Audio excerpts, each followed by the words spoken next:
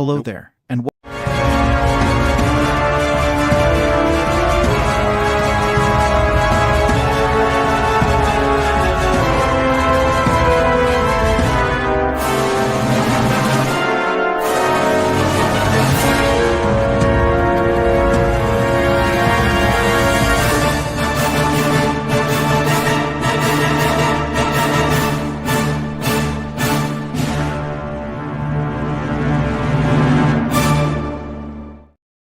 hello and welcome to Who's the Bossk? Happy New Year.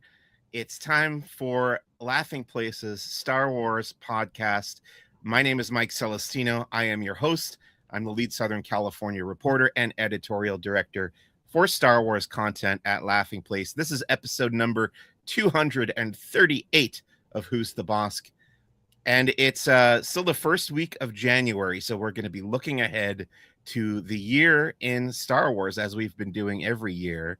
So we'll be talking about everything coming out of Lucasfilm and Star Wars for the calendar year of 2026. And for that discussion, I have invited back on the show the co-founder of Laughing Place, back on Who's the Bossk. It's Rebekah Moseley. Rebekah, Happy New Year. How are you? What's been going on? Thank you for doing the show again.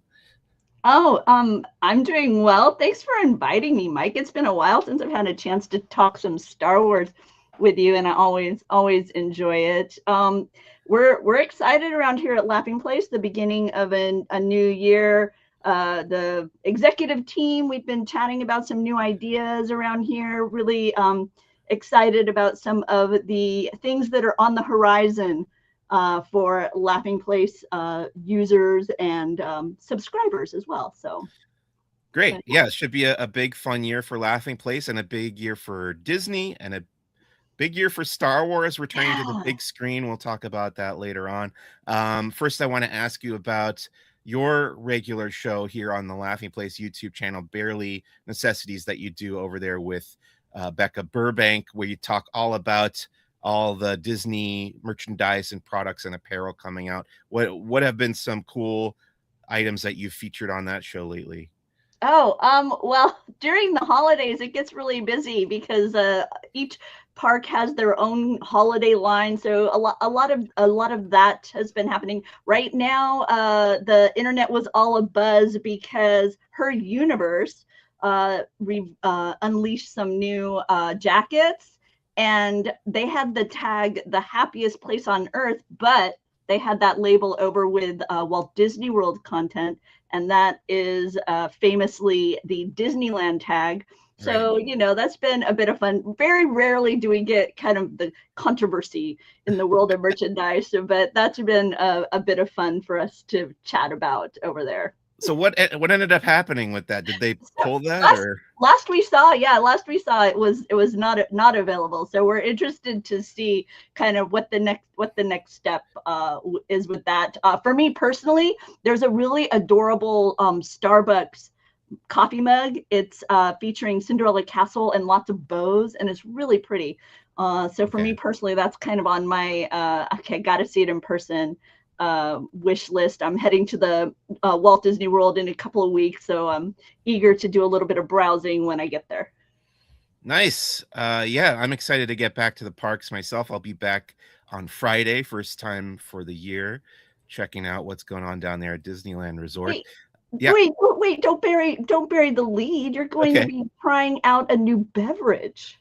Right. Yes. Well, you know what? Let's talk about that now, I guess, then, since you segued into it. We got that news just yesterday, I think it was, the pink milk coming to Star Wars Galaxy's Edge. We've had the blue milk from the original Star Wars film. We've had the green milk inspired by The Last Jedi. And now there's pink milk. And as soon as I saw the announcement come out, I was like, I think I remember pink milk. Like they're not just going to pull this out of thin air. There has to be some kind of precedent in Star Wars storytelling. So I typed it into Wikipedia, and it came up.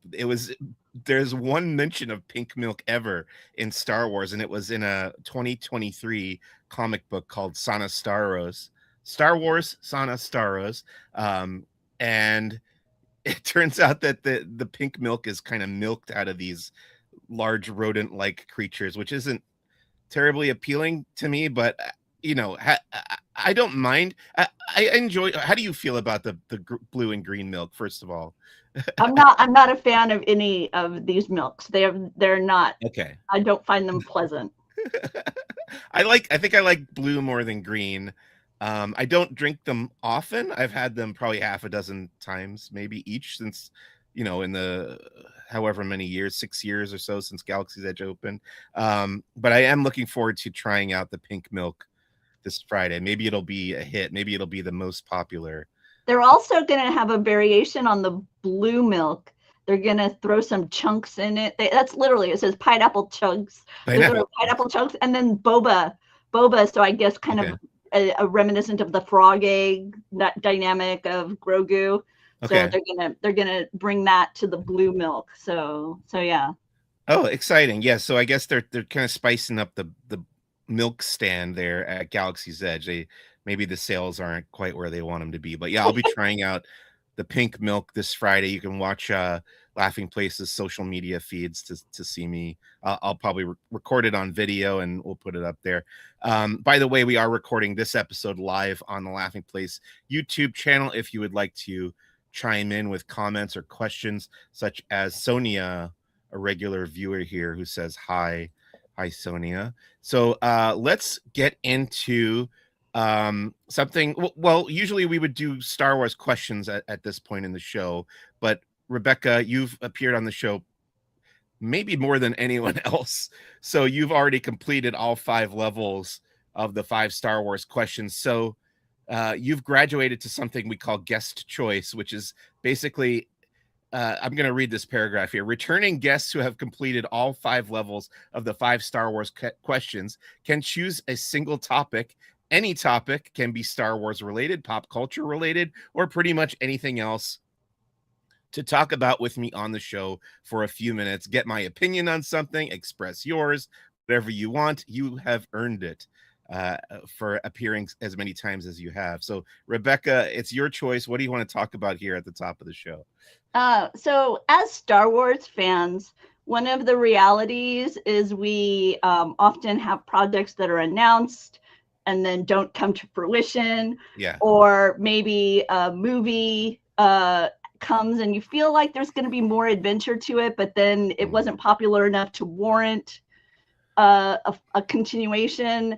And I don't think this is a question that you've asked, and so hopefully it isn't, but I'm curious, is there a particular storyline or a particular kind of loose end that's sitting out there that you that you're just really disappointed they haven't followed up on and you haven't had more adventures there? Yeah, I think I do have a pretty concrete answer to that, and it's I really wish that, as much as this movie is not the most popular box office wise and amongst the fans, I have a soft spot for Solo, a Star Wars story, and I wish that it had been more of a hit so we could get more adventures in that world, because that part of the Star Wars galaxy is the one that appeals to me the most, the underworld side of Star Wars and the smugglers and the gangsters.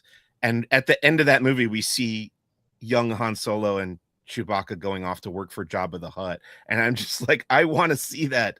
I enjoyed Alden Ehrenreich's take on Han Solo. Again, it's not the most popular thing in the world. He doesn't match Harrison Ford exactly in looks or demeanor, but I think he captures the spirit of that character.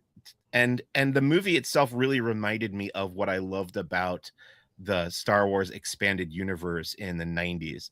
I think that's the closest we've gotten in live action to the 90s Star Wars expanded universe. So I really would have liked to see maybe a trilogy continuing the adventures of Han and Chewie and Lando and Kira. They set up the whole thing with Kira working for Darth Maul and Crimson Dawn at the end there. I think that could have really been built into something. We are getting the Maul animated series, which takes place before Solo, but I'm sure they're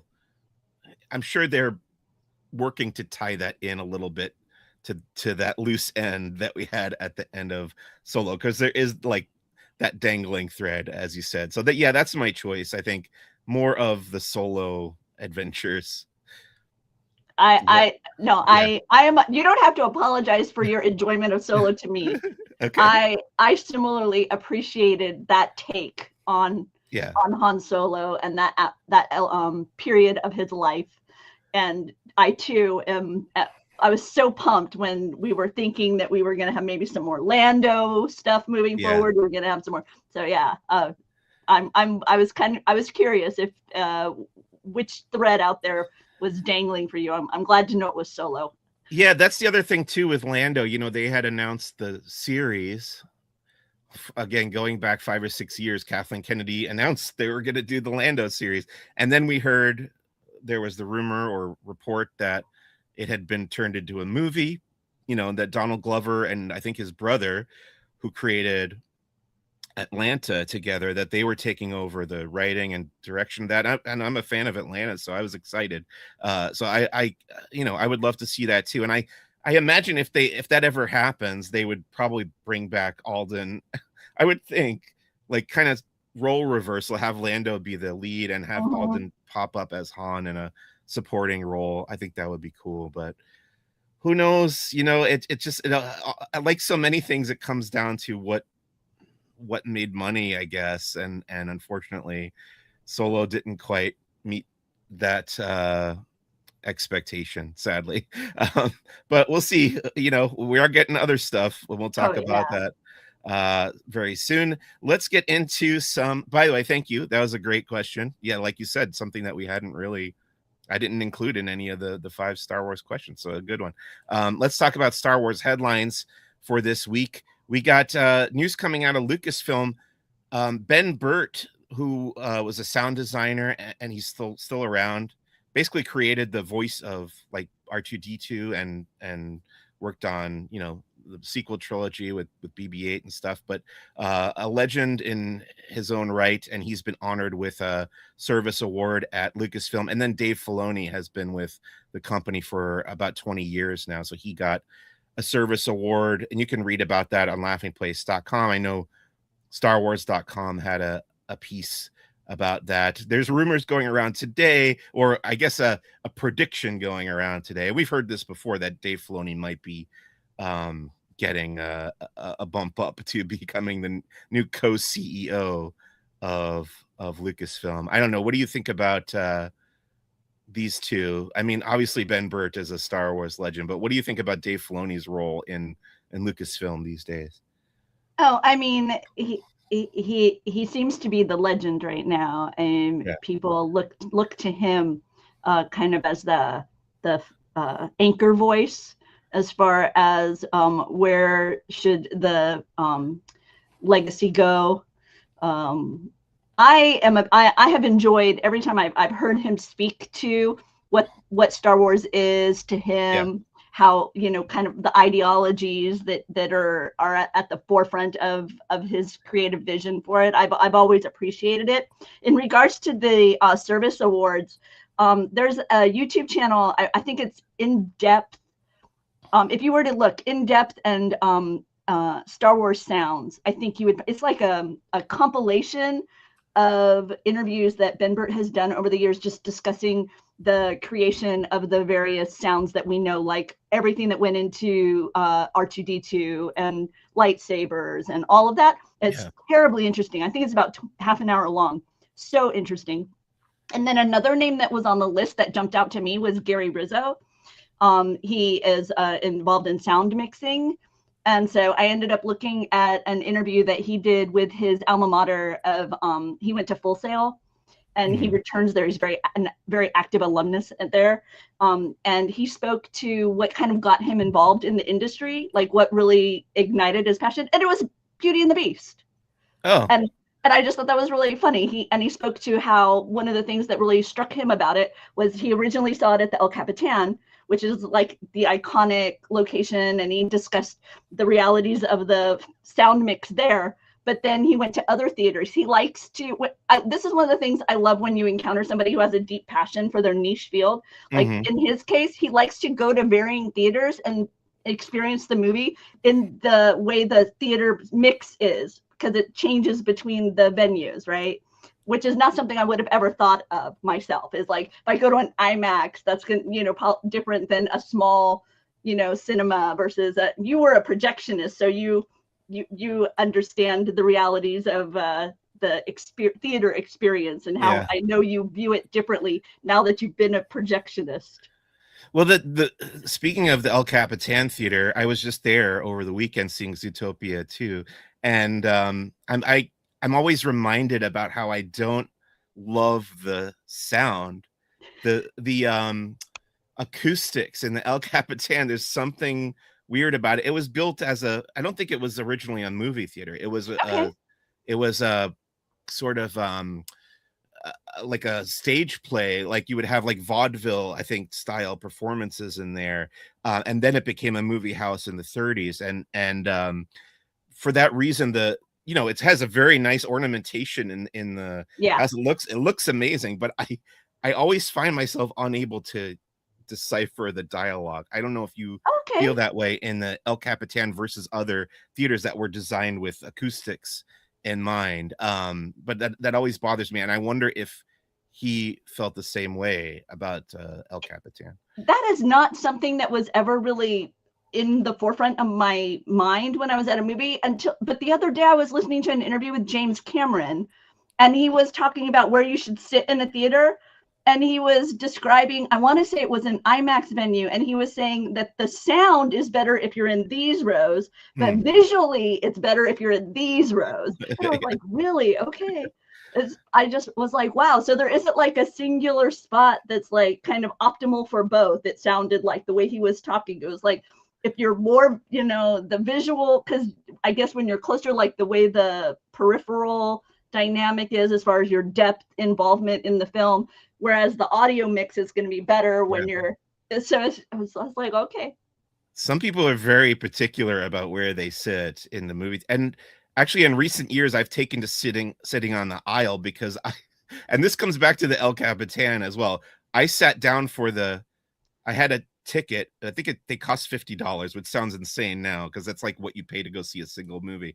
But I had a ticket a decade ago to see the Star Wars marathon before The Force Awakens, and I sat down to watch The Phantom Menace, and I was in the middle of the aisle, close to the front at the El Capitan, and if anybody has been there, you know that the seats are so tight and the aisles are really tiny, and I literally had a panic attack, and I just left, and I couldn't picture myself sitting through however many 7 movies in there. So these days I'm like, I gotta do the aisle just so I feel like I have an egress if I feel a little bit of claustrophobia or whatever. But yeah, people do get really particular about where they sit and their preferred way to view a movie. Let's talk about Industrial Light and Magic. That's the in-house visual effects department at Lucasfilm, and they've put out a couple videos recently inviting in new ways to celebrate our favorite Star Wars characters. One of the examples was like gingerbread style. Did you get a chance to check these videos out, Rebekah? What did you think?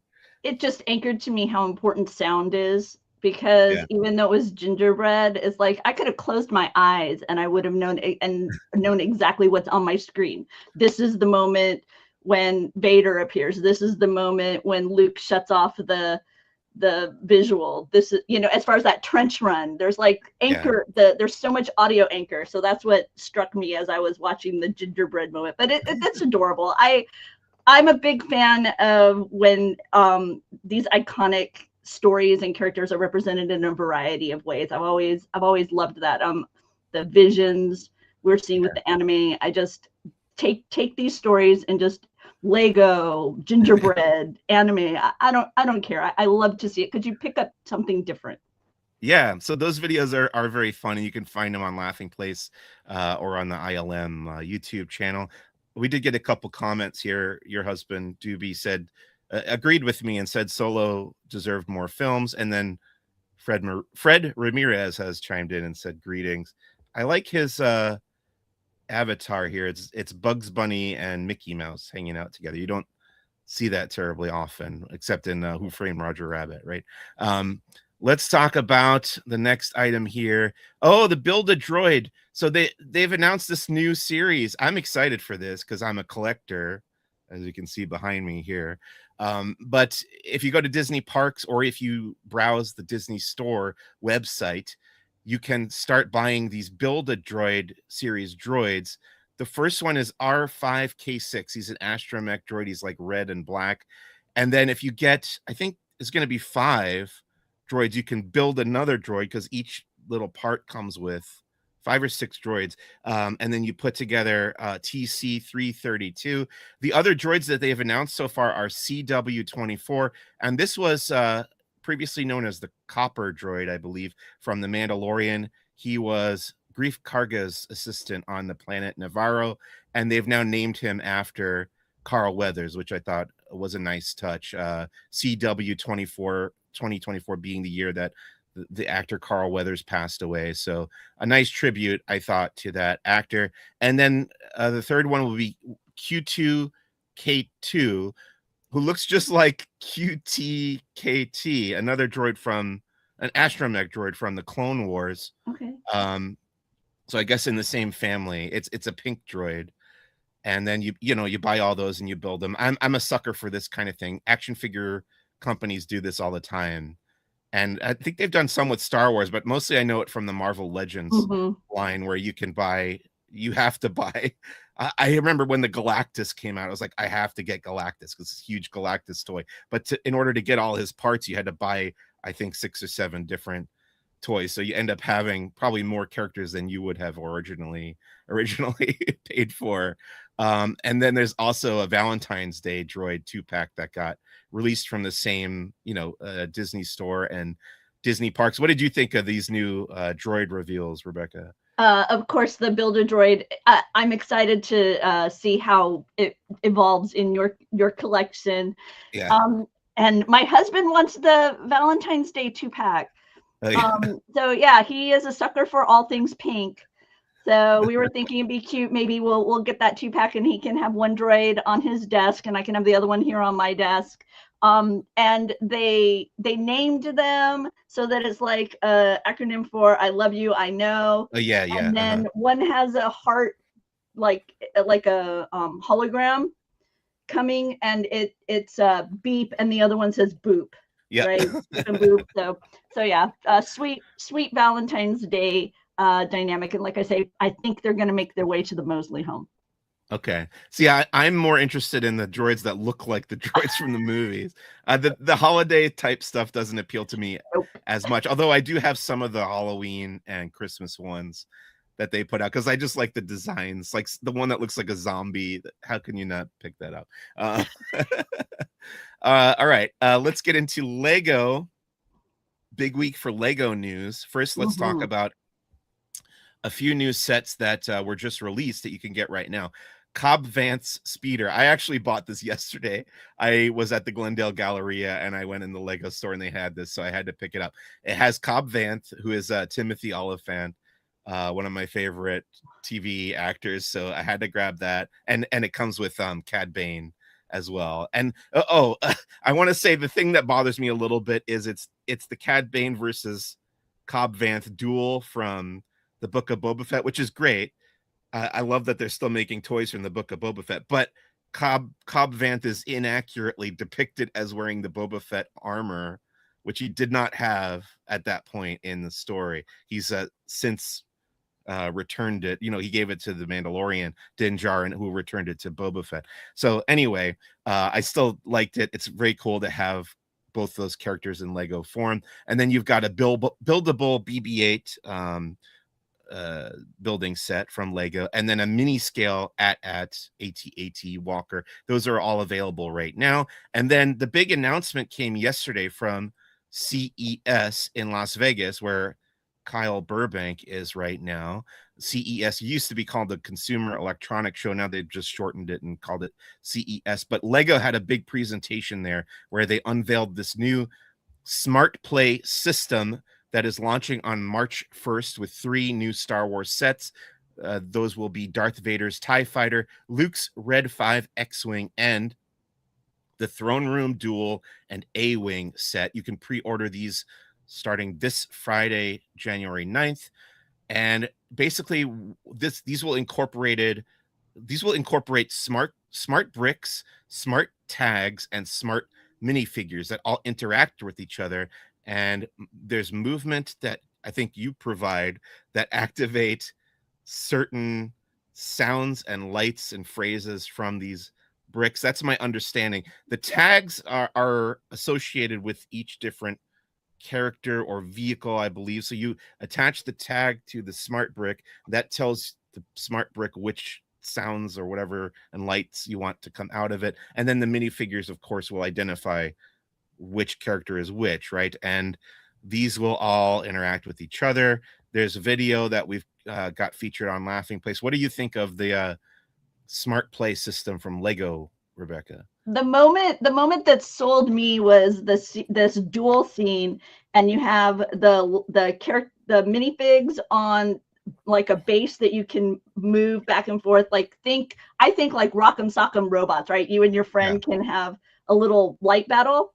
And as the sabers are striking each other, they're making different sounds. They like, and then when they hit each, I was like, yes. And then when they're moving the X-Wing through, when he's moving fast, it makes a sound. When he swoops it over here, it makes a different sound. I'm just super fun. And lights, of course, right? You've got light as well. So I'm excited for this. Music, they had the Imperial March play at one point. So it's very interesting. We were talking before the show a little bit about this. It's kind of that next evolution of dynamic for Lego, whereas before they've tried these kinds of systems but you had to use a phone, or there was like a big element off to the side. And now the technology is so small, it's like to be like right there incorporated into a brick. I'm eager to see how this evolves, and Star Wars is the perfect fit for it, with it being such a universe of sound. I mean, to have a Chewie fig, when something, when you move your minifig of Chewie near something, to have it make a Wookiee sound versus R2 make a beep and boop. I mean, fun. I do think it's neat. It looks like it's a lot of fun. There's video of kids like trying it out, and it seems like they're having a good time. A couple things came to mind when I heard the news, because I was thinking about other recent Lego attempts, like you said, to incorporate electronics into the building experience. There was a thing called the Hidden Side about 5 or 6 years ago, I think, that was, again, like you said, using your phone to create an augmented reality experience. And then more recently, they did the Super Mario building sets that all interacted with each other in a similar way, I think, using sounds. And I don't know if either of those really took off. So I think I'm hesitant to say that this is going to be a huge success. I'll be happy to be proven wrong. And I am anxious to kind of see it in person and kind of play with it a little bit. I think it definitely is targeted at more younger Lego builders and Lego fans, whereas the adult collectors like myself, first of all, I want to say, like, Lego is an obsession for me. I think I have spent most of my money as an adult on Lego. So this is something I think about a lot, all the time.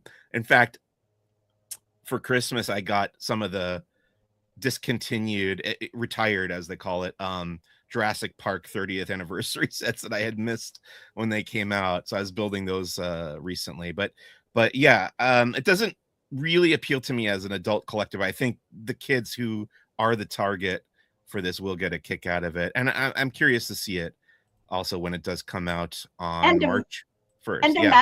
And imagine it applied to the world of Disney. I mean, I remember that amazing railroad set that was done a little while back. Imagine now you add to that, when you put your Mickey figure with the train, Mickey says, "Hiya, pal," versus, Pluto barking, or Goofy doing yuk yuk, and it's just so much fun.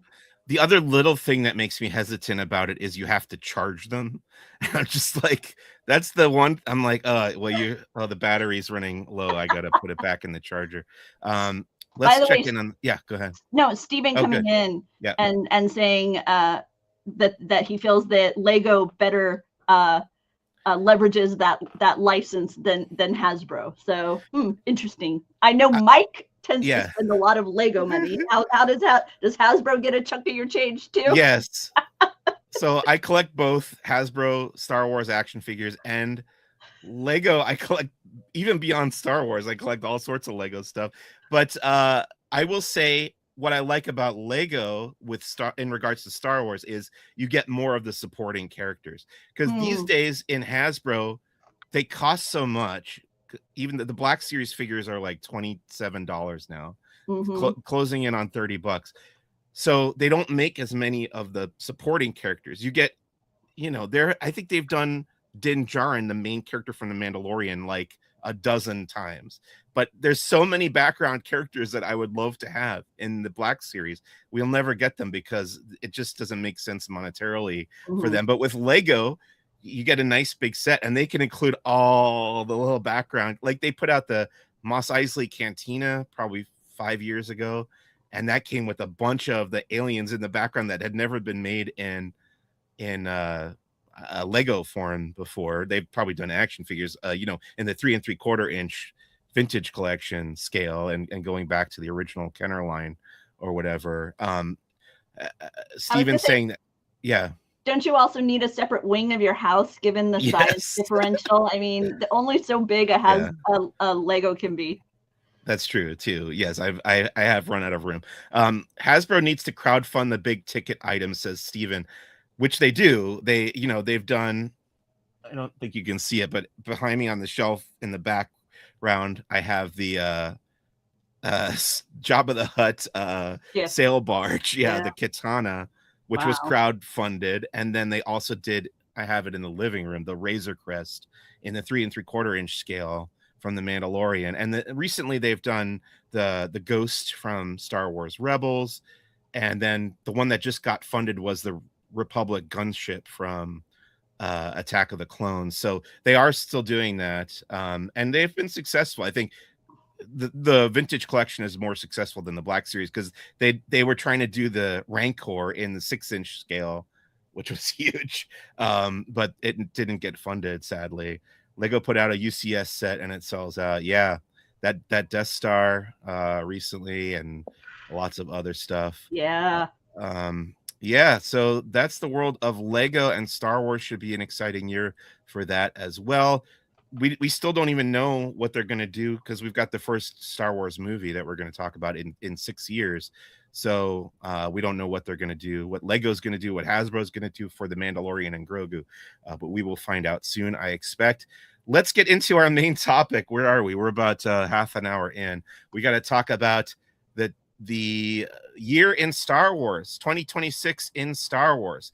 So we'll go through, basically, if you go to laughingplace.com, I've put together a list of everything that I could find, literally everything, including smaller releases, books, comics, video games, Disney Plus, and then the theatrical movie.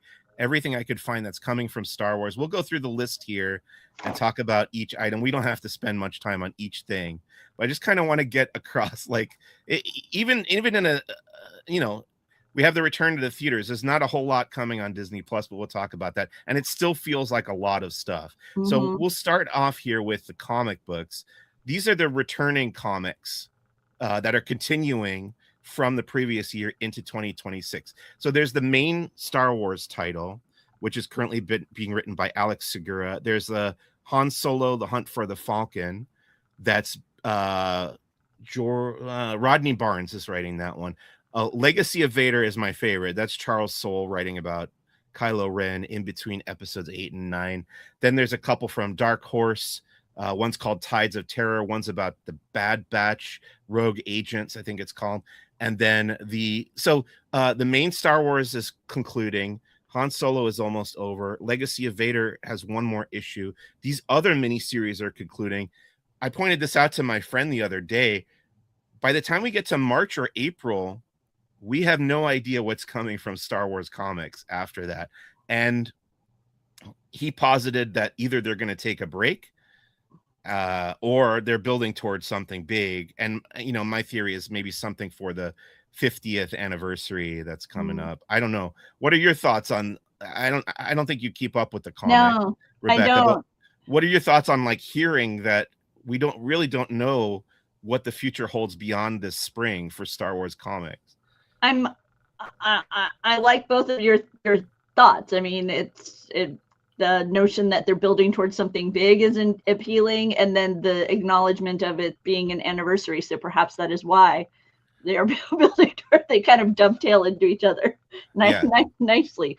But it's a reminder to me to look into a Marvel Unlimited subscription and catch up, because I think what it's like, is it a year after they hit the comic book store, then they're available digitally as part of that subscription, or is it even further? I don't recall.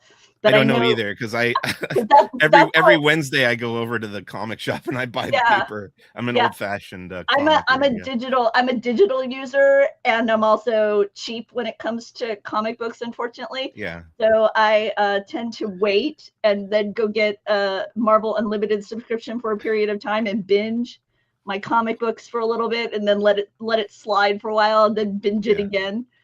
So, but this Han Solo Hunt for the Falcon, though, that one looks interesting. It's fun. So that's set right before The Force Awakens. It's kind of like getting Han Solo to the point where he is at the beginning of The Force Awakens.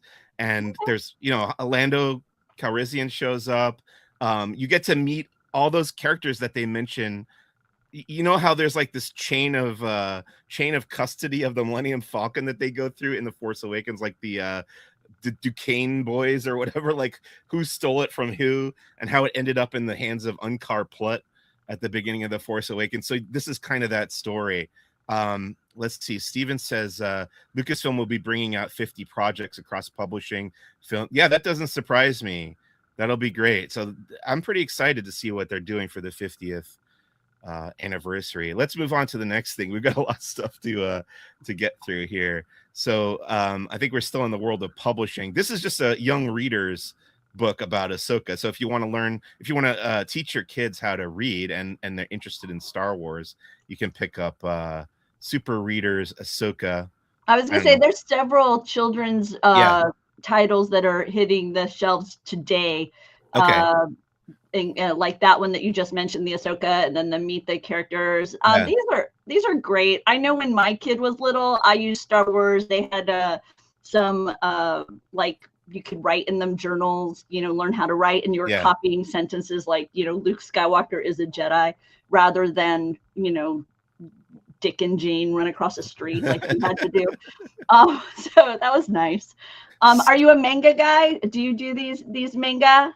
I haven't read any of the Star Wars manga. That's a big gap in my Star Wars awareness. I know they did some for the High Republic. I didn't read those. And then, this is the third volume of The Mandalorian, the manga. So I'm guessing this is adapting the third season of the series, but it looks nice. The art is nice.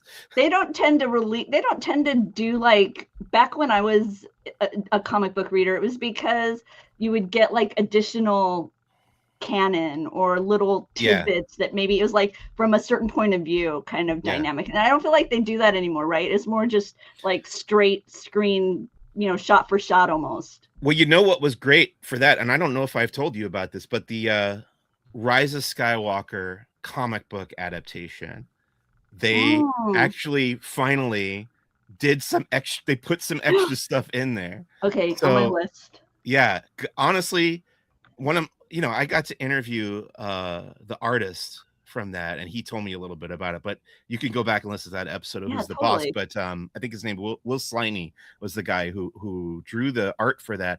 And lots of more stuff with Leia, because obviously Carrie Fisher wasn't around, sadly, to film The Rise of Skywalker. They had to use like old footage and lines that she had recorded for the previous films, but they added it in for the Rise of Skywalker. That's fantastic. Adaptation. Yeah, go check that out. The first novel on our list, Star Wars Outlaws Low Red Moon. This is a prequel to the video game Star Wars Outlaws, which I enjoyed, and I heard that it didn't do terribly well. Again, kind of like Solo.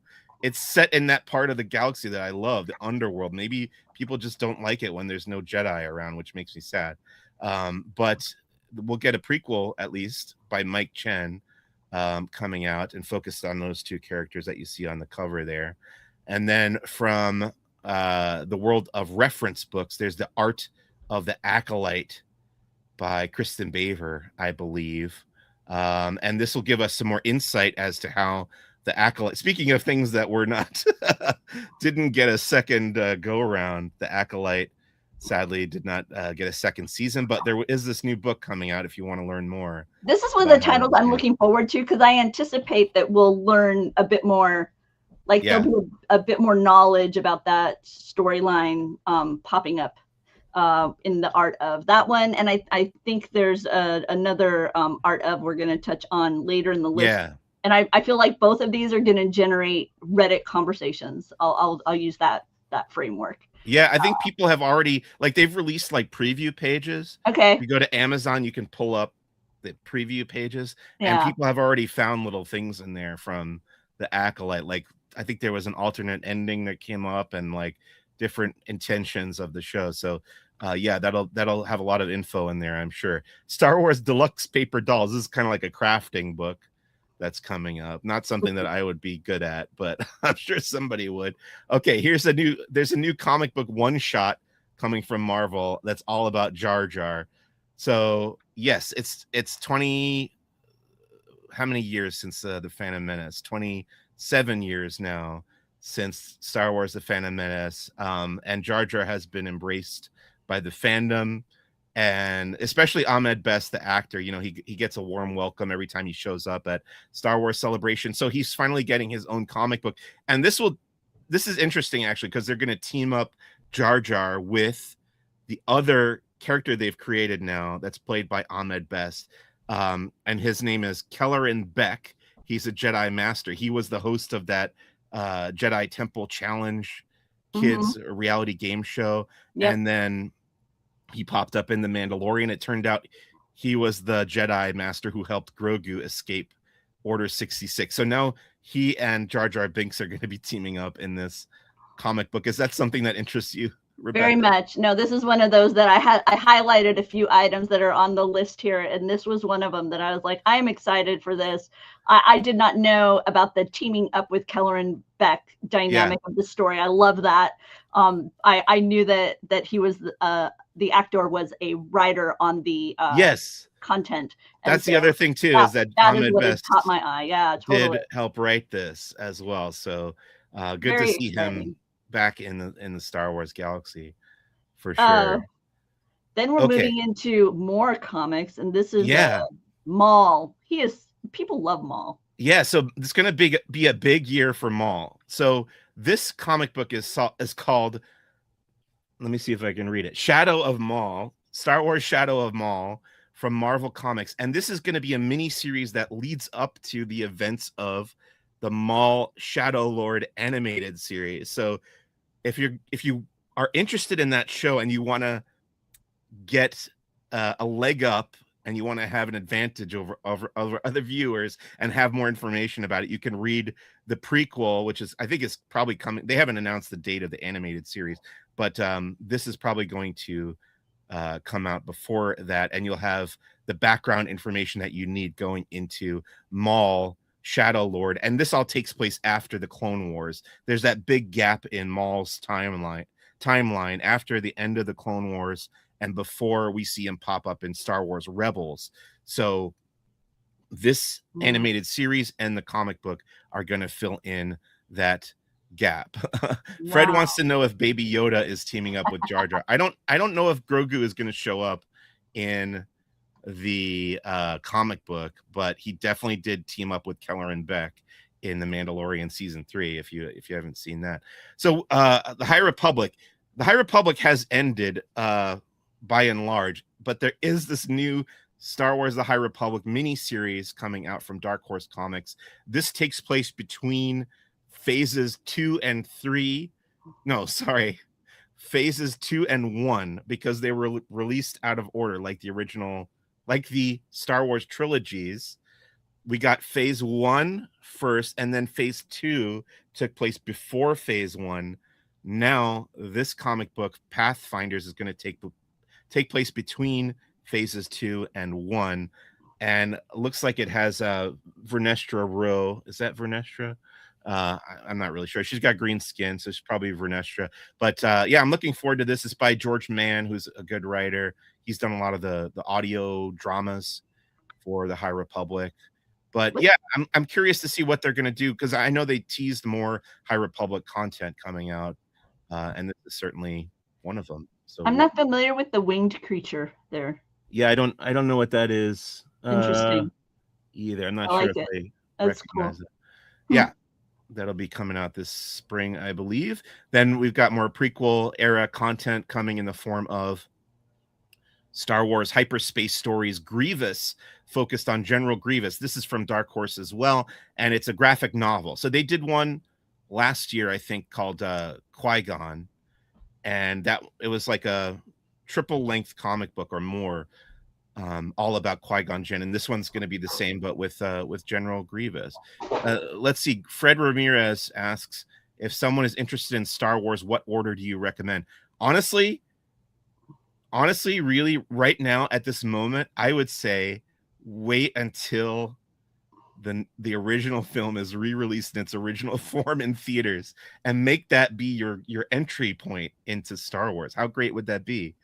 That would be awesome. It's like recreating the 1977 all over again. You get to go watch A New Hope, or as it was called when it came out, just Star Wars, in the theater in its original form, in the remastered 50th anniversary edition coming out just like a year from now. So that would be my recommendation, Fred. What's next on our list, Rebecca? You want to talk about Grievous? No, we're good. Okay. We've got more of these Shakespeare in the world of Star Wars titles. Have you read any of these? I haven't read any of the Shakespeare Star Wars. No, I haven't, because I didn't. Shakespeare is not among my favorite reads to begin with. Okay. So therefore, by the way, every time I see the Razor Crest, my heart just breaks. I'm still mad at them. Well, I mean, if you've seen the trailer for the movie, there's some Razor Crest action in there. So, sorry, am I spoiling something? Have you skipped the trailer? I've seen the trailer. I'm not a don't go into it spoiled kind of person. Okay. I've been in this line of work for way too long to not just be able to enjoy something even though I've been spoiled. But I love ships, and so when you hurt ships, you hurt me. That's fair. Yeah, the ship becomes a character, like the Millennium Falcon, like that's why they've never destroyed that ship, because people love it so much. Anyway, they've done the other stories of the movies have become these Shakespearean adaptations of Star Wars. Now they're doing The Mandalorian Volume 1. Mandalorianus is called. I do like the art. I have not read any of these either, so I'm sure there's people out there who get them and enjoy them. Otherwise, they wouldn't keep making them. But there you go. Grogu Loves to Snack is a kids activity book. Looks like there's stickers and markers. More stickers. Yeah, another sticker book. Grogu stickers. These are all fun. So now we're getting into the late spring here, and you're going to see a lot of Mandalorian and Grogu stuff, because we're getting into when the movie is going to be arriving. Can you go back a little bit? What was that one called? That's You're My Little Grogu, another kid's book. This looks like a board book. This was like so for much smaller kids. I enjoy the Search the Galaxy, not only for find the main character, but the art is always so detailed, and there's so many like kind of off the main moment humor within these. So I'm sure I will find myself thumbing through the pages of where are the Mandalorian and Grogu. Star Wars, The Mandalorian, it's getting its own like Where's Waldo type book called Where Are the Mandalorian and Grogu Search the Galaxy. And like you said, the art looks very detailed. I'd be curious to check that out. I've liked these in the past. I think they've done them with droids. They had one that focused on droids. Okay. They're gonna do a little golden book for the Mandalorian. And that's called We Are One. Yep. And they have not put out the cover yet, which is why I made that like temp cover to put in there. Nice. Very, very cool. but we have friends who have a 2-year-old, so we've been buying him all these little golden books that I didn't know that little golden books had this like resurgence Yep. recently, but we bought him one about Steven Spielberg. It's like the history, the Mhm. life and films of Steven Spielberg, just to like introduce him. We start getting him like interested in this kind of stuff. And then recently for Christmas, we got him the Pirates of the Caribbean one that they had at Disneyland. So it's like Yeah. they do the theme park attractions. Basically, it's like a way to appeal to the adults and like get the hooks in the adults who like this stuff and give it to the kids who they want to get interested in this kind of stuff. But yeah, the Mandalorian's getting one of those too. And then up next there's this Darth Vader coffee table book by, who is it? It's like Anthony Bresnick and Yes. yes, it's like a real author who's writing this, a real journalist. Yeah, This is really interesting to me because this isn't an in-universe right. type book. This is a book that is meant to explore the relevance of Vader within pop culture history as well. So you learn about Yes. the character biography within the universe, but then also kind of beyond the Star Wars timeline. And the artwork that's previewed on Amazon is really beautiful. So I suspect that this will be quite popular Yeah. among the collectors like you. This feels like a Celestino table. Maybe, yeah. You never. It's called Star Wars Icons Vader, and yeah, like you said, it's a nice looking, hefty book that would look great on your coffee table. And I think it costs a nice chunk of change too. Oh, let's talk about this for a minute. This is a Star Wars Insider. I was a teenager when Star Wars Insider started coming out. I think like 95 or something. Before that, it was the Lucasfilm Fan Club newsletter going back to the late 70s, I think.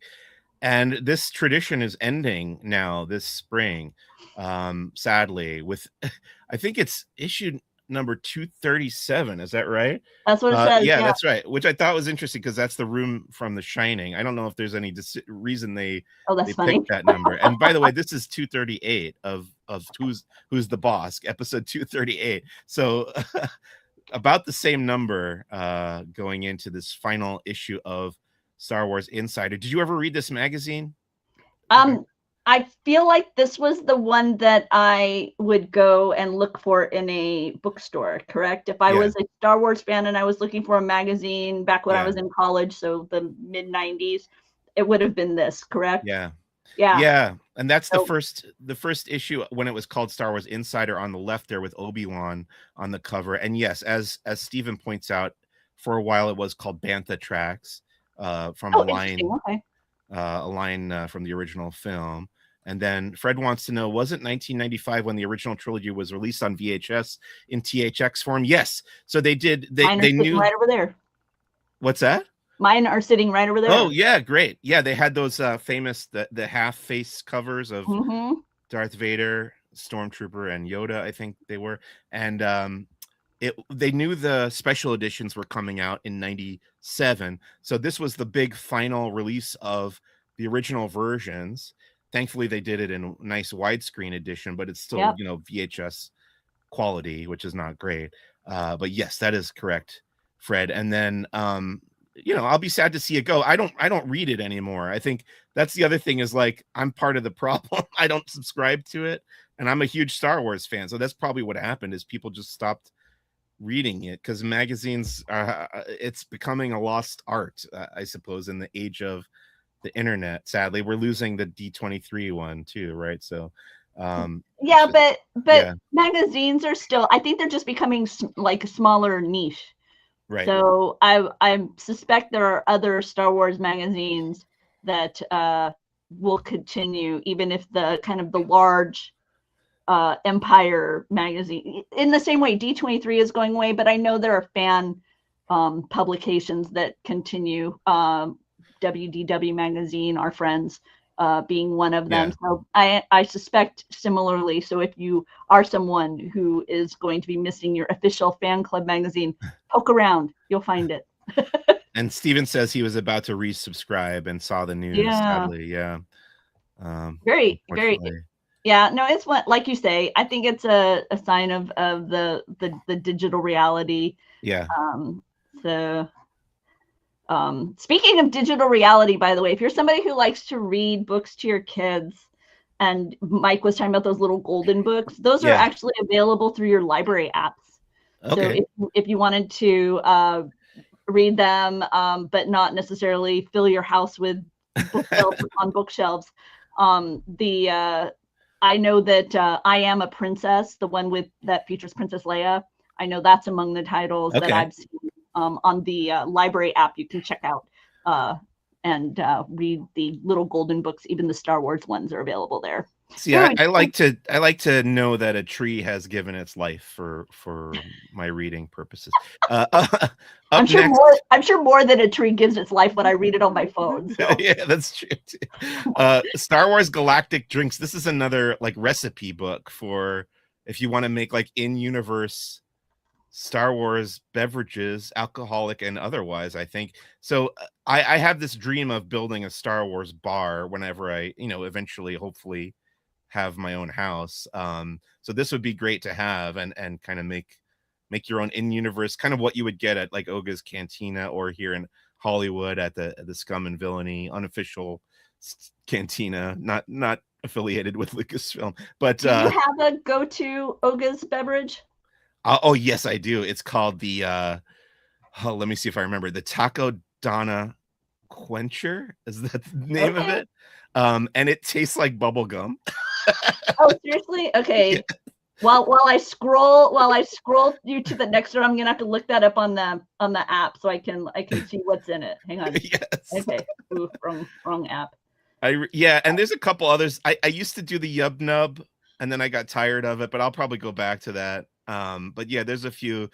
There's a couple kinds of alcohol that I can't drink because of my food allergy, but I can have rum. So any like rum based drink, I'm usually good with. Gotcha.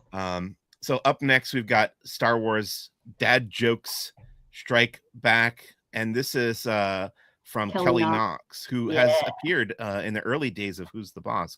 Oh, very cool. She was a guest on the show, and she's pretty famous in the Star Wars community for writing these kind of jokes. Yes. On social media. So now they've monetized that, and she has, been good enough at it to get her publishing career going. So congratulations to her. She's very funny, and you can get that. It makes a good like Father's Day gift, I would guess. It's probably coming around that time. Insight Editions is putting out Star Wars The Mandalorian guided journal. This is kind of what you were talking about earlier with Gideon, but probably for adults, the adult version of that, right? Like writing out your thoughts. This is actually more sparking creative writing. Yeah, what I was dealing with was much more of copy the sentence. Okay. But these kinds of things are really great as you're like brainstorming, or I know that what they deal with like emotional intelligence, things like learning how to manage fear and those types of things. So like of a self-help kind of dynamic. Okay. Yeah, for those who like to journal and are into The Mandalorian, that would be helpful. More stickers. So this sticker book is actually different, very different from the previous one, in that this one seems to focus directly on the movie. So you've got stickers of, you see Zeb on the right there from the Star Wars Rebels animated series. He's going to be heavily featured in the movie The Mandalorian and Grogu, so he's got his own sticker. Then you have the Anzellan characters. There's R5D4. There's an Imperial like riot trooper, I think that is.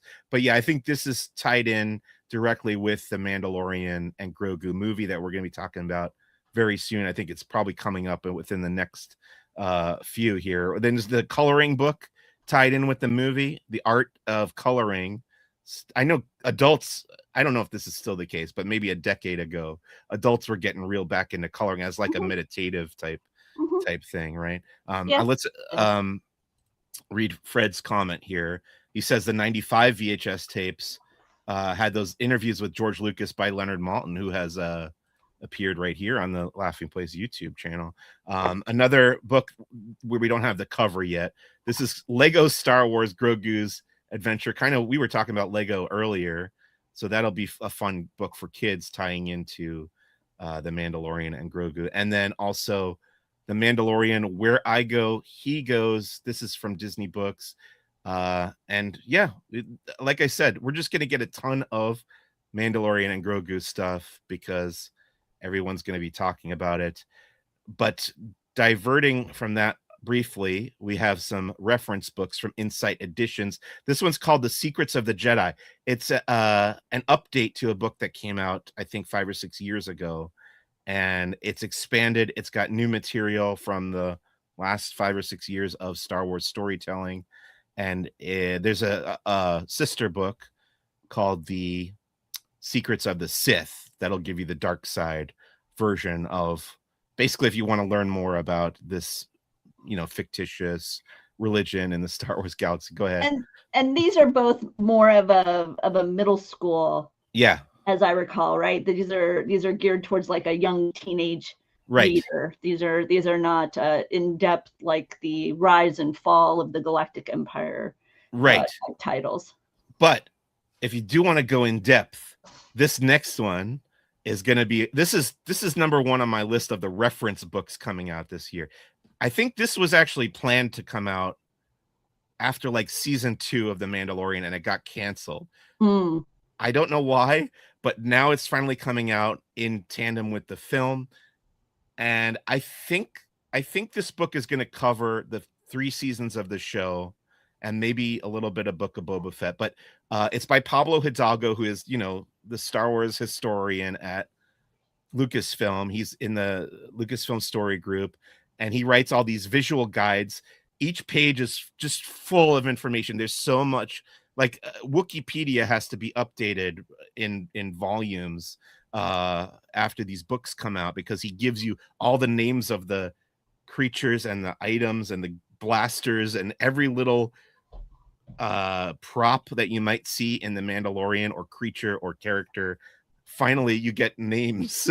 This is like, as somebody who likes to collect things in my head and in physical reality, I like to know the names of things. So this is a must own for any fan of The Mandalorian. I can't wait for this to come out. Do you have any of these visual guides that have come out before? Have you read those? I've peeked at them before, but I have not looked at one in a while. Like I said, I'm really looking forward to these. I like when they add to the knowledge bank, but I usually rely on people like you to tell me what is of interest. So they're so helpful if you want to know, like, who's that background character. You can go and peek in there and he'll have it. Speaking of more of the Mandalorian stuff, Funko Pop The Mandalorian. What's the title of this? I think it has a little subtitle. I think it's just the official the coloring book. Yeah. Okay, so one of the things that I found, Mike, is my fund budget has been reduced with having a kid. Sure. So a lot of these titles and stuff I would have added to my collection over the years. Instead that fund money is going to whatever my son's passion is at the time. My fund money disappeared. I don't have that problem. I mean, actually, we have cats, and if they get sick, they are costly, but probably not as much as a human being. All right, here's the big one. This is the big one. This is the centerpiece of all Star Wars coming out this year. The first theatrical Star Wars movie since 2019. That was The Rise of Skywalker. This is Star Wars: The Mandalorian and Grogu. It is a continuation of the story of Din Djarin and Grogu, who we met in the Mandalorian TV series. What do you think, Rebekah? At this point, we've seen a trailer. We have some information. We don't know a ton about the story, but what are your thoughts now that we're about 4 months out from the Mandalorian and Grogu? I like the design choices here to lean into the serial dynamic, because one of the things that I've enjoyed the most within the world, the other question I was thinking about asking you at the beginning of this, Mike, was kind of if you had to pick in time within the Star Wars universe to show somebody like one sequence and be like, this to me is Star Wars. For me, it is the moment when they're on the Death Star and Han and Luke are rescuing Princess Leia. that Okay. sequence right there where they're trying to for their friend. There's a little bit of humor, a lot of tension. Just for me, all of that right within that moment, and I feel like this is letting me know that that's the Star Wars I'm getting. I'm getting the Star Wars that has the humor, that has the tension, that has they really shouldn't get out of this mess, but they're going to get out of this mess. That kind of stuff is what I love about Star Wars. And so this has me super excited. I'm excited as well. I definitely know Star Wars fans who have not embraced the Jon Favreau, Dave Filoni, Mando verse of it all, but I certainly have. I love what they've done with it. People complain about, oh, it feels too nostalgic. They're bringing in too much fan service. It's like playing with the action figures. I love all. It's right up my alley. I have no real major complaints about what they've done, so I am looking forward to seeing. I think the one hesitance I have, is hesitance a word? Is that they haven't really made it clear why this is a movie. I understand the financial reasons why this is a movie, but I want to know why this story is better told on the big screen than doing it as another season of the show. I guess that would be my question. Yeah. Can I present a counterpoint to that? And by the way, there's a comment in the chat that's a rumor. I'm going to leave it in the chat because I don't want to put it up here for people who are trying to avoid that. But for me, I will present the opposite, and that is, I remember how when we were watching the battle with the crate, with the that's the name of it, right? The big creature, and they changed the ratio of the crate dragon. Yeah. Okay. And how we were all like, oh, I wish I could see that in the theater. Yeah. So I'm gonna kind of bring in, well, maybe they heard us and are like, oh man, that would be great on the big screen as like a communal experience. And so it perhaps it's that. Perhaps it's not even so much that this is a story that had to be told on the big screen, as much as we heard you. And you would have liked to have had that as that communal experience. And you all came out of Celebration having enjoyed seeing those first episodes of Obi-Wan as a communal experience. So here you go. Enjoy it. It's a communal experience. The great news about that is that the episode that you're citing is called The Marshal, I believe, and it's the season premiere of season 2 of The Mandalorian. And it's my favorite episode of the whole show. I think it's the best made, the most fun episode, and it was directed by Jon Favreau. It's the only episode that he directed of the whole series, and he happens to be directing this movie. So I think that's very good news for The Mandalorian and Grogu. And I trust Jon Favreau. Again, I know people who don't care for him as a filmmaker, but I think he has a pretty good track record. Even his stuff that isn't something I would call a great film, I get what he's going for, and I like, he makes the kind of technological advancements that I'm in favor of. Like I feel like he's innovating in a way that excites me, in a way that reminds me of George Lucas, actually. So that's what I think makes him a good choice to make Star Wars. So the other I want to address, let's see, Sigourney Weaver, love her, obviously. Alien, Ghostbusters, you can't go wrong with Sigourney Weaver. Zeb is in it. At the bottom left, you see the 2 Hutt twins from the Book of Boba Fett are back, so very excited to see them. We just don't really know a lot about the story yet, and I'm sure there'll be another trailer soon, and we'll find out. But that's the Mandalorian and Grogu coming to theaters in May 22nd.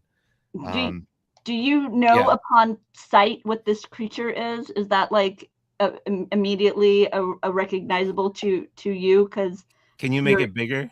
I don't think I can. I was trying earlier, and oh wait, maybe there we go. I don't know. I do know. I can't tell in the poster there, but I do know. He has that arena battle in the trailer, and he's fighting a creature called the Mantelian Savrip, which comes from the Hollow Chess game, the Dejarik chess. It's one of the creatures in the chess game. So I don't know if that's the one that we're seeing there on the poster, but I was excited to see that in the trailer. But there's lots of fun stuff like that, I'm sure. Very cool. Coming in the movie. And this is what I'm most excited about. So this is tied in with that. It's the same day, actually. you're going to be able to go to Disney parks, Disneyland here in Southern California, and then down in Florida at Walt Disney World, you can go over to Disney's Hollywood Studios, go to the Planet Batu in Galaxy's Edge, and experience a new version, which I think we're being told is limited time now, which was surprising to me. But a new version of Star Wars Millennium Falcon Smuggler's Run, the flight simulator attraction there in Galaxy's Edge, starring the Mandalorian and Grogu on some new missions to new locations, and you can interact with Grogu if you're the engineer. Well, now you say you're extremely excited for this, as I am as well, because I think that ride got a little stale for me pretty quickly. So I'm excited to see it updated. What makes you excited for this, Rebekah? I, unlike you, still enjoy this attraction very much. Okay. I rewrite it frequently, mostly because I enjoy the dynamics of being a single rider and getting tossed into an environment with a bunch of strangers and watching the social dynamics. It's a hoot and a half. But I never tire of just feeling like I'm in the Millennium Falcon. I'm a simple, just throw me into it, and I have a blast. I can easily sit in the peripheral, and as the little things go on, just hit what I'm supposed to hit, and rack up my points on my app. Okay. So, but what I'm excited about here is that ever since my first ride on Star Tours, which is still the original version of Star Tours, is still my most favorite Disney parks experience. Okay. I have always been excited by the notion that the attraction can change when I return. And it took way too long for that to be the reality of the journey to Endor. Yeah. And now seeing that they're going to swap this out for Mando, and they're saying it's going to be limited time, gives me hope that with these screen-based dynamics, we're going to start seeing more of that, change happening. Yeah. I know even like Toy Story Midway Mania, the fact that it's been around as long as it has, and we haven't seen like kind of a seasonal dynamic. We saw stuff added for the 70th, or no, was it the 60th? No, 70th. One of those celebrations, but that kind of thing. I like 70th is great. Yeah. I like when I had to think about it for a second. Yeah. I like when they fully capitalize on the fact that they aren't giving us a truly practical experience. Like leverage that better for guest experience. Yeah, like you said, with the limited time thing, it raises so many questions, and I think you're hoping, and I'm hoping that it doesn't just go back to what it was. That I don't know, maybe they rotate stuff out, maybe they add other new stuff, because I know we've seen concept art, and I think they've talked about it, where when it initially opened, it was supposed to have multiple missions. At least that's my understanding. I was surprised that it only had one mission that you do over and over again. So I hope that they do make it modular. Is that the right word? In that way. So yeah. I mean, can you imagine if there was a Life Day storyline? Right. Right. If you came around then, that you had some sort of experience that was specific to that time frame, or you need to get Chewbacca home to Kashyyyk for Life Day. How cool would that be? Yeah, that kind of thing. It'd be fun. Yes, and then he could ride with you. Every ride you have Chewbacca with you. How it'd be great. All right. I don't know. He's out on everybody's front lawn with a candy cane.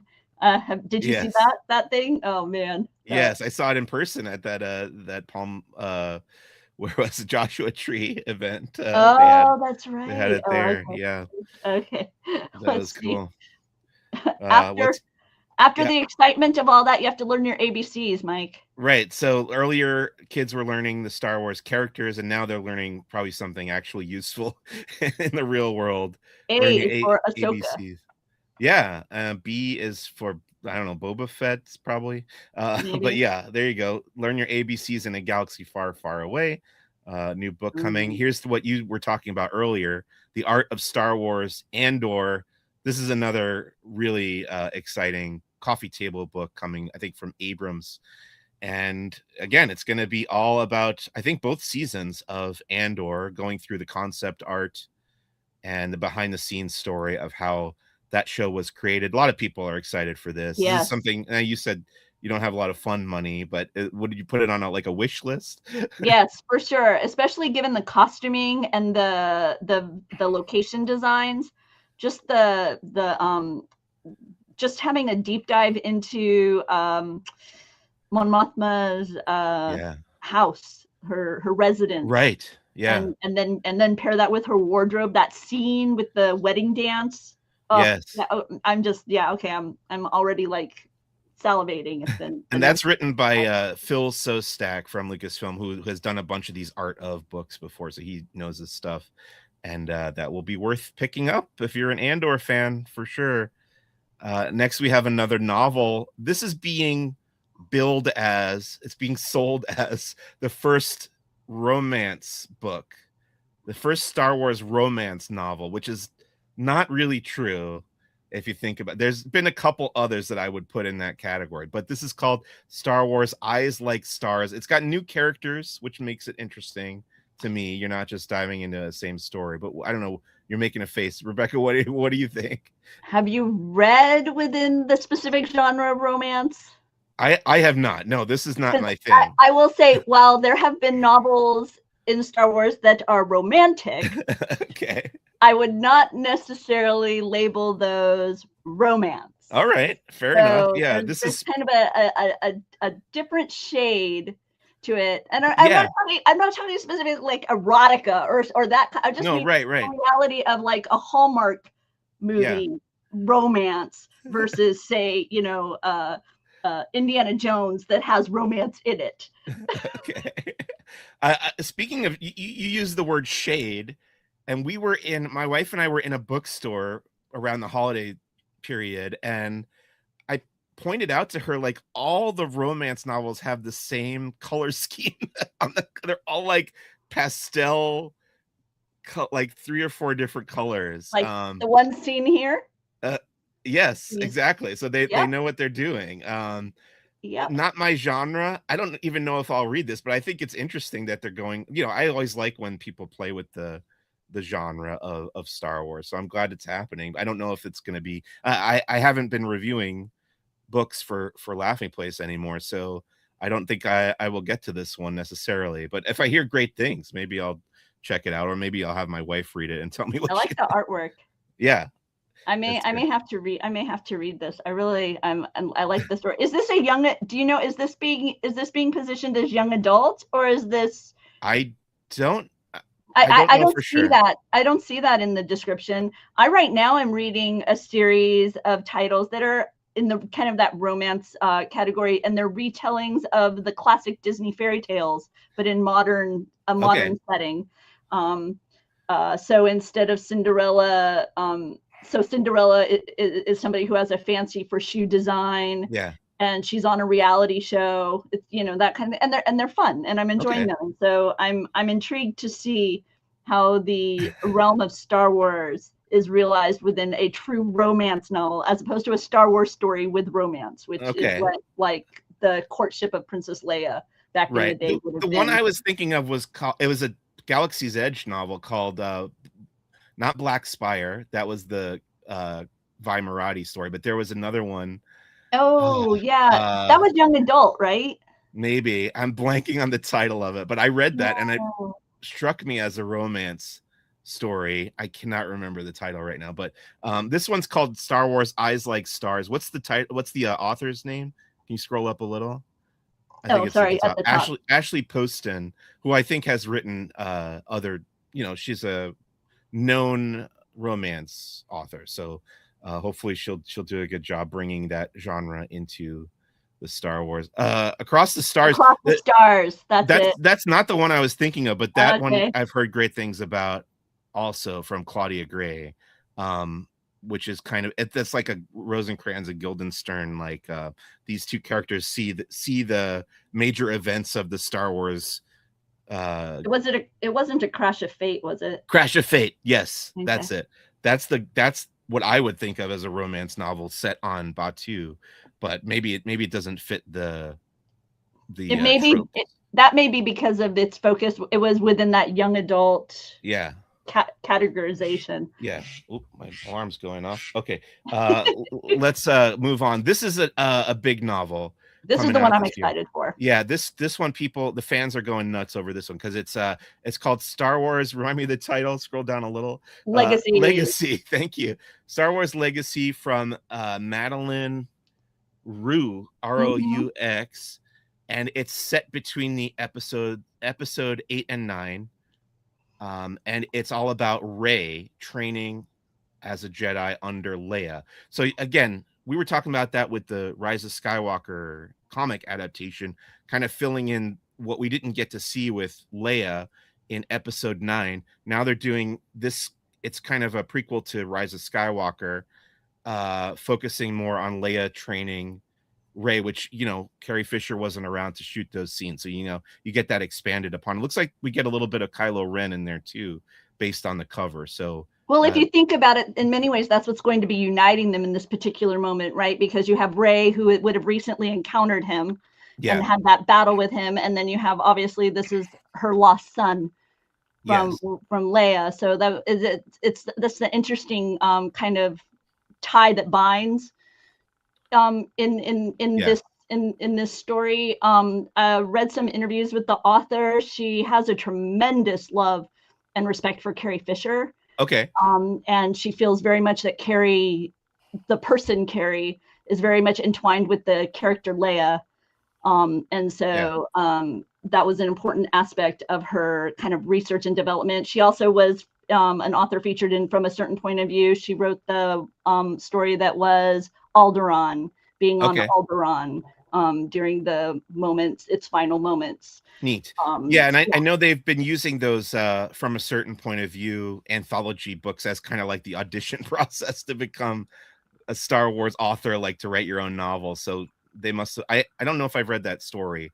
I've read parts of that first Certain Point of View book, but I know that that's kind of been the process. Yeah, they've graduated into writing full-length novels. So yeah, very curious to read that one.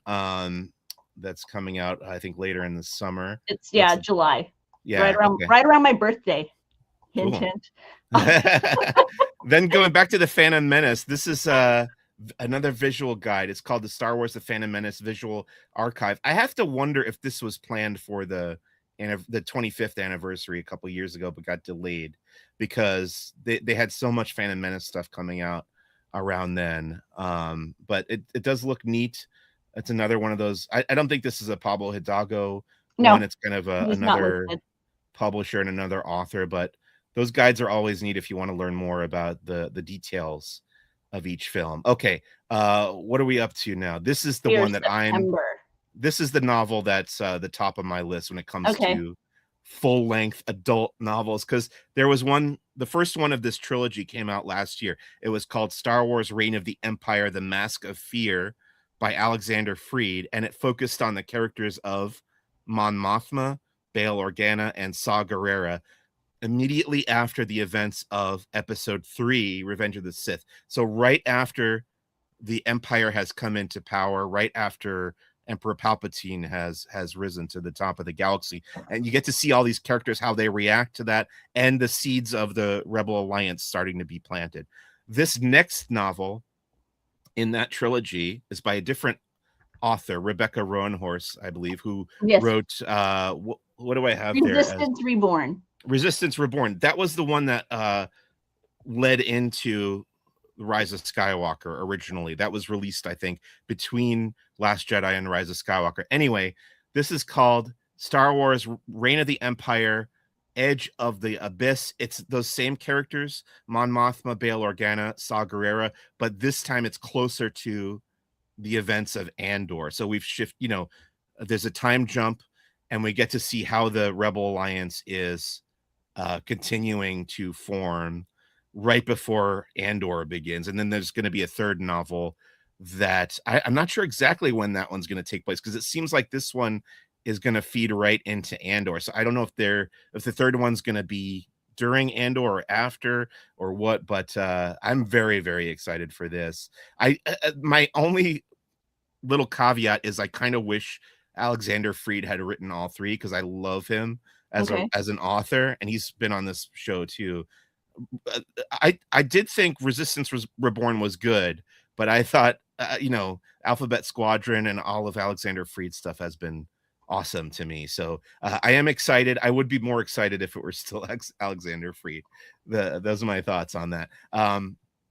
Is it something that appeals to you, that whole series? Because I would really honestly really recommend for anyone who liked Andor especially, check out the Mask of Fear, which is already available.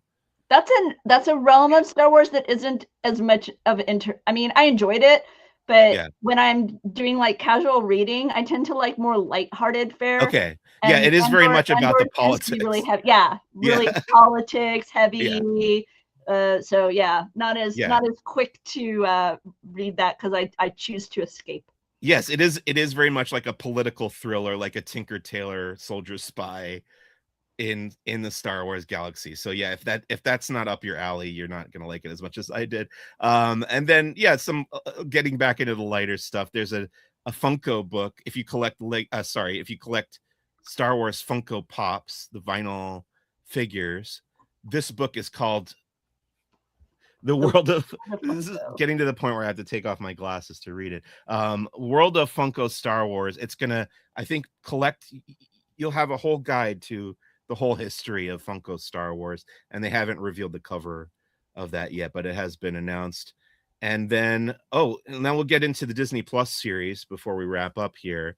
The first one we know about is Star Wars Maul Shadow Lord, and again, this is about Maul taking control of Crimson Dawn, and it's set between the prequel trilogy and before he pops up in Solo, a Star Wars story. It's an animated series coming to Disney Plus. Dave Filoni was involved in its creation, so he knows the lore, and he was heavily involved with Maul's appearances in Clone Wars and Rebels, so he knows the character as well. And it's got Sam Witwer reprising his role as the voice of Maul. What do you think about this? Are you excited for this one, Rebecca? I am, relatively speaking. Maul is an entertaining character within the universe, so to unveil more of his life will be interesting. The one thing we don't have is the exact date. We do know it's 2026 at some point, but they have not told us exactly when. Hopefully we'll get that date soon. There is another animated series coming to Disney Plus. It's a spin-off of Star Wars Visions. And my favorite Star Wars Vision short from Volume 1, which was called The Ninth Jedi. Then in Volume 3, they did a sequel to that short, which I liked. I didn't like it as much as the first part. But now we're getting a full series continuing the story of The Ninth Jedi on Disney Plus. They announced this back at Star Wars Celebration, much like the Maul series. This got announced at Star Wars Celebration Japan. I'm excited for it. I really love Star Wars Visions. It's not connected to the main Star Wars timeline or canon, so they can kind of go off and do their own thing. And they're building out their own mythology, which is interesting. So now you have this whole other Star Wars timeline based on the Ninth Jedi. Have you watched those shorts? I haven't. No, I have not caught up on Star Wars Visions yet, so I will have to, especially knowing that this is coming later this year. So yeah. So that'll be the second animated series. And then getting into video games, I'm really, really both excited and scared for this because I love a video game called XCOM. Its title is just all caps, XCOM. It's a turn-based strategy war game. And now they're basically doing that with Star Wars. So it's like a dream come true for me. It's called Star Wars Zero Company. I can't wait for this game. I'm sure it's going to be like latter half of the year. They haven't announced a date for this either, but it's going to eat my life. That's the problem, is like, if it's good, which I expect it to be, I think it's got a good developer, Respawn, right? Respawn Entertainment. So if it's good, I'm just going to find myself playing it all the time, and I'm not going to have time to do anything else. That's the one thing that scares me about it a little bit. And now, from what I've heard from you in the past, you prefer to kind of watch the cutscenes or whatever on Oh yeah, YouTube. I'm a terrible gamer. So I just go and find the cutscenes so I don't lose the Yeah. narratives of the story. But as far as me playing it, no, I'm just so awful that it's not fun. Well, what I love as I'm getting older, what I love about these turn-based games is you can take your time. That's what Okay. I love about it. It's like Okay. playing a board game, kind of. You get to decide, you get to evaluate what you want your move to be, strategize, plan it out, and then execute it. And there's no time limit. You Uh, know, it's not a reaction based game. So it's okay. all about strategy. And I'm really, really looking forward to this. So that's called Star Wars Zero Company, and it's coming out at some point this year. There is, on the other side of Star Wars video games, a racing game called Star Wars Galactic Racer that features an elderly Sebulba from Hey, episode 1. I think I'm pretty sure he pops up in the trailer for this, or it's another very cool. Doug. Yeah, he does. And it looks like fun. If you've ever played that, there was the Star Wars Episode 1 Racer arcade game that everybody loves. I think they put that on Nintendo 64 as well. But I think it's a spiritual successor to that. Which one of those two would you be more likely to play, Rebecca? I probably would end up playing the racer because it feels just more Yeah. accessible and less invested. I feel like I could Okay. just be like, like Mario Kart, right? Jump in, be terrible for 3 laps, and then move on with my life. Okay, fair enough. But the other one is very interesting. And Laughing Place has a Twitch channel, Mike. So Yeah. maybe we should maybe you can share with everybody your Zero Company adventure. Now, if I get the game for PlayStation, would I be able to Twitch from there? Our young person on the staff, Maxon, who is our Twitch streamer, he would be the one to share with you how you would make those things happen. We'll see. I don't know how. My understanding is yes. My understanding is yes, but he would be the one to walk you through that, because I have not yet tried to do anything on our Twitch stream besides rebroadcast chats like this. Okay, well, I will say Zero Company is a must buy for me. I will wait to see how people like Galactic Racer, and maybe I'll check it out. It's prequel. I mean, also Zero Company is also like prequel era because it's got clone troopers and stuff, but I'm just so in love with that genre of video game that I'm definitely going to get it. And then Galactic Racers is more like pod racing kind of thing, which doesn't appeal to me that much, but if it's well received, I might check it out. So we'll see. We don't have dates on either of those. Speaking of not having dates, okay, this is the big question that I want to ask you here at the end of our little 2026 preview. Why don't we know when Star Wars Ahsoka Season 2 is coming out? Not only do we not have a date for this, it's not even on Disney's list of things that are coming in 2026 that are undated. So like they put Vision Quest or whatever, the new Marvel television show, they put Maul's on there without a date. Star Wars Legends Presents The Ninth Jedi is on there without a date. We don't know whether or not Ahsoka is coming out even in the calendar year of 2026. We know that it's been filmed. We know it exists. So we know it's happening, but why haven't they given us a date for this, Rebecca? I think for the reason that we are talking about it now, so that we talk about it.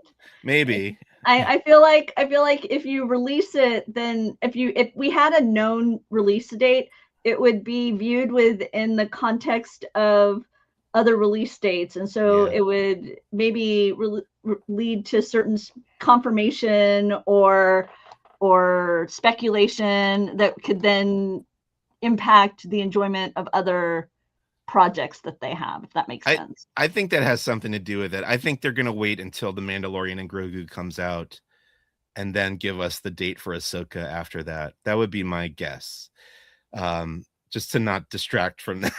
Well, and we also have the dynamics of new leadership within the Disney company. Yeah. There's rumors out there about new leadership at Lucasfilm itself. There's no official reports yet. Yeah, no official reports yet. Right. Still within that realm of speculation. So maybe, perhaps that's coming into play as well, regarding things like this. So yeah, but come on, it's fun not to know. It's really wild to know it's in the can, right? Right. Yes. We know it was shot. Yes. We know it's done, and we just don't know when we get to know. They're going to just bury it in the desert with E.T. Yeah, and it's related to Mandalorian and Grogu because it's part of the Mandoverse of storytelling. So I'm guessing, things are going to happen in the movie that are going to affect the story of season 2. So they're probably just, I think they're just waiting for the movie to come out. We know that's May 22nd, and then we'll learn more probably after that about Ahsoka season 2. Pick one thing, Rebekah, from 2026 that's not Ahsoka that you are most excited. I think I know your answer because you kind of said it already. What are you most excited for? I am most excited for the arrival of Mando and Grogu as a part of Smuggler's Run. I am most excited for that. No lie, that is it. But if I had to pick something else, I think I would go with that Jar Jar title, because that just seems like a lot of fun. I mean, I the story there, as somebody who is old enough to have witnessed the vitriolic reaction to the arrival of Jar Jar. Yeah. Married to somebody, by the way, who loved Jar Jar and was a fan from day one. Wow. Early adapter. Early on that bandwagon. Yeah.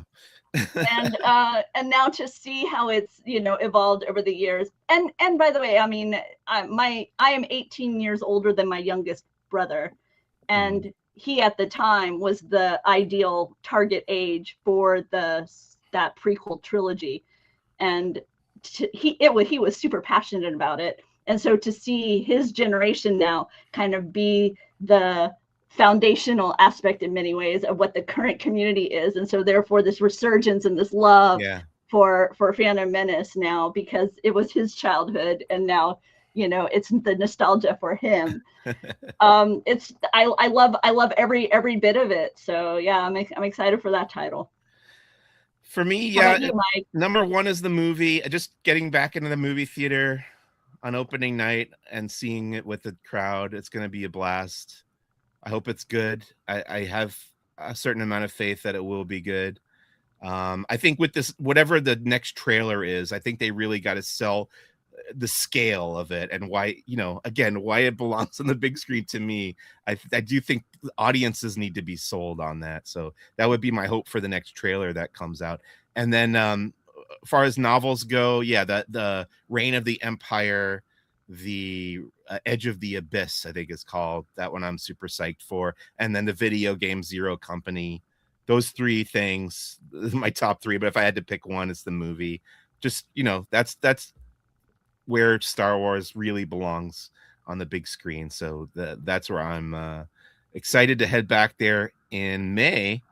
That's going to wrap up our 2026 Star Wars preview. Thank you so much for going through all of that with me, Rebekah. Let's go into our final segment here on Who's the Bossk. It's called First Steps into a Larger World, where we talk about the media that we've been consuming and or enjoying outside of Star Wars. This year, I decided in the new year I was going to do a Martin Scorsese retrospective. So I've started watching all of his films from the very beginning, including all of his shorts and documentaries. And I just got up through Taxi Driver.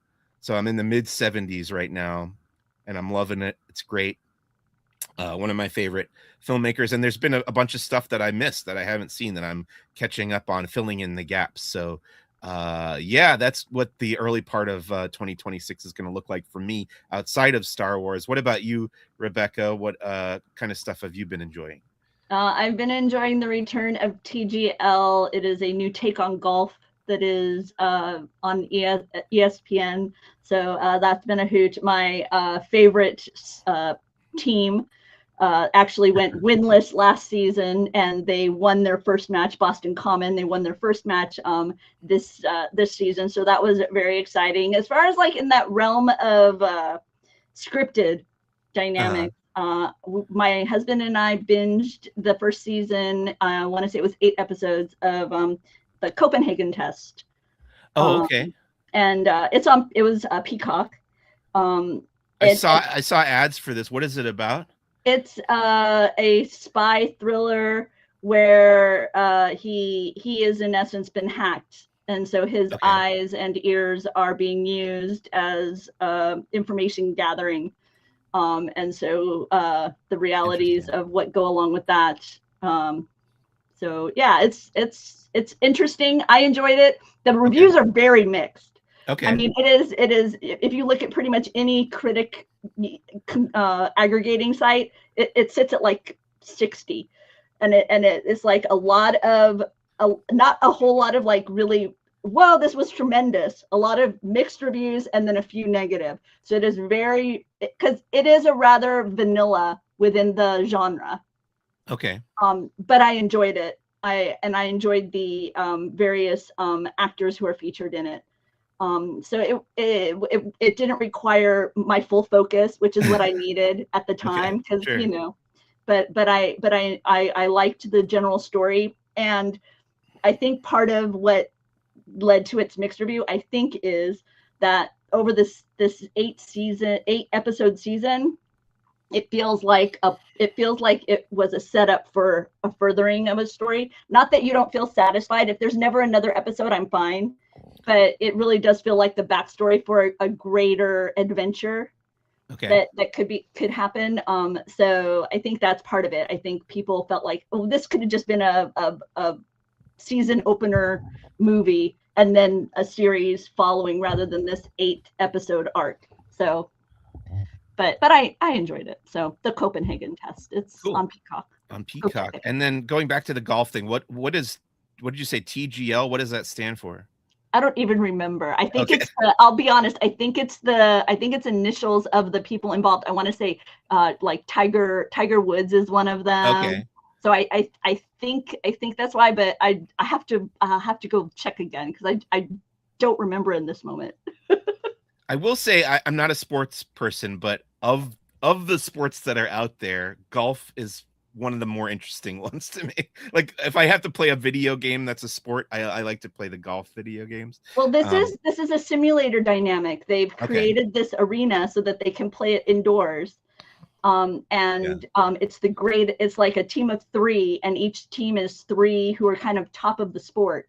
Yeah. And the first half has a style of play versus the second half style of play. So if you're somebody who has ESPN, find a previous episode of TGL, and in my opinion, fast forward and watch the second half, because I find the play that is the way it's set up, the second half, which is more head-to-head rather than team play on a whole, it's head-to-head. I find that very compelling and very interesting.